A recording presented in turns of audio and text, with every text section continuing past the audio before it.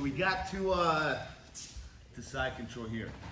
I always want to make sure I have an underhook. Okay, if I don't have an underhook, he's got an underhook. I want him to be able to control the head. All right. So what I'm going to do is this. I always teach you guys from the bottom. You need to frame. So he frames. Okay. So when we talked about rolling the hips, okay, I can break this down here, roll my hips over here, and then maybe I'll go back to this, and get the scarf hold here. Okay, this is scarf hold. Okay, I'm holding his collar, pulling back to control that shoulder. I'm cupping his tricep, and I am here. So from here, what's nice is you have a bunch of attacks. Number one, I want to keep my head down because here they can just punch, punch, punch. Head down. Oftentimes they'll bring the arm over here, which is fine. From here you have an arm lock here, okay, which we've done. Okay. We have got that wrist, bring it right about here.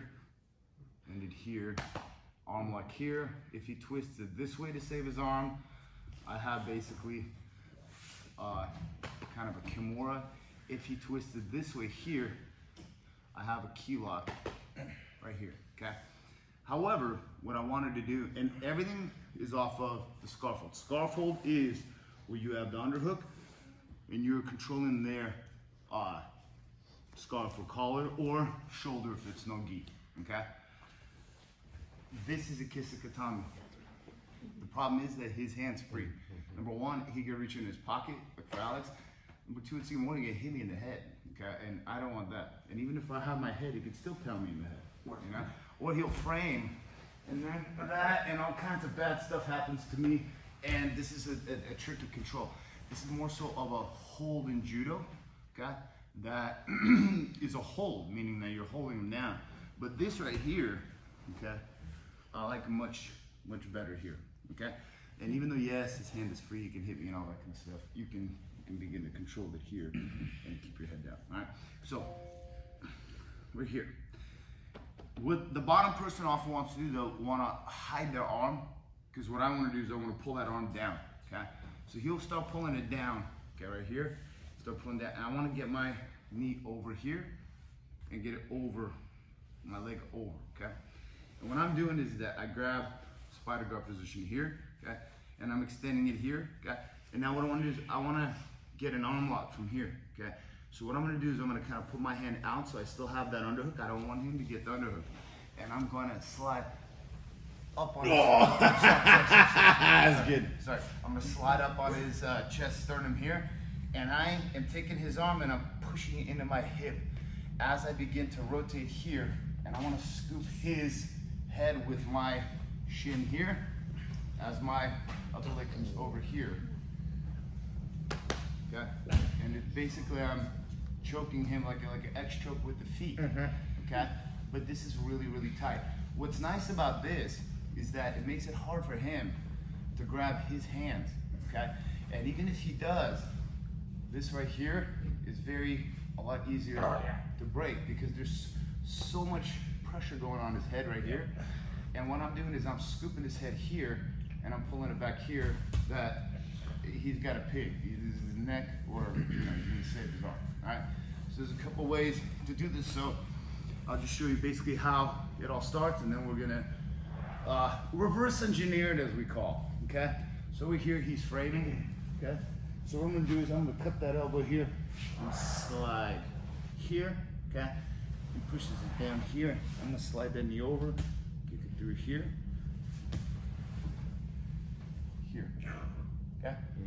And then from here, look, I can even just finish it. You just gotta be careful here. Okay? Now, how are you gonna do it is this. Conventionally, I teach you guys arm lock like this. Sure, it'll work. Okay? But what I want you to do is this. You're gonna have the arm, you can take your right foot, you're gonna hook his head. Okay? As this arm is here. Okay? You're gonna scoop his head here. And now here, you're gonna slowly, as you fall back, you're not just pulling it like a saw machine, pulling it out and down. Out and down. Meaning towards you so that the arm gets pulled in. Okay? So look, here's the arm lock here. Look, I'm here.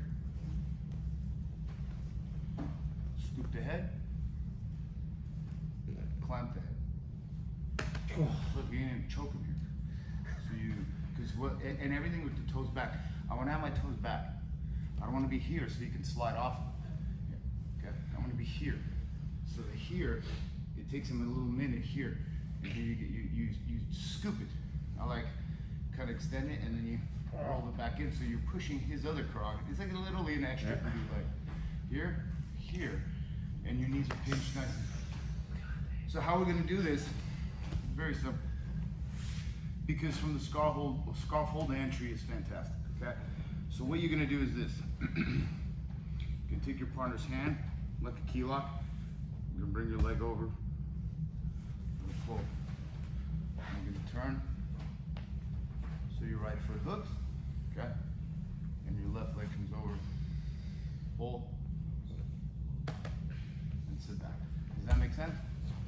Even better. Here's how we're going to do it. You're going to get into a standard arm lock. As if you're going to finish it here. You're going to take that left leg off. Your right leg is going to scoop. It's going to be a good partner because he's going to lift his head up. I scoop behind his head, and then this leg comes over, and your calf is going to roll his face, and you clamp right here, and chest tight. So, arm lock, leg, hook, and finish. Woo! Okay, let's try it. 1, 2, 3. Marty's scared.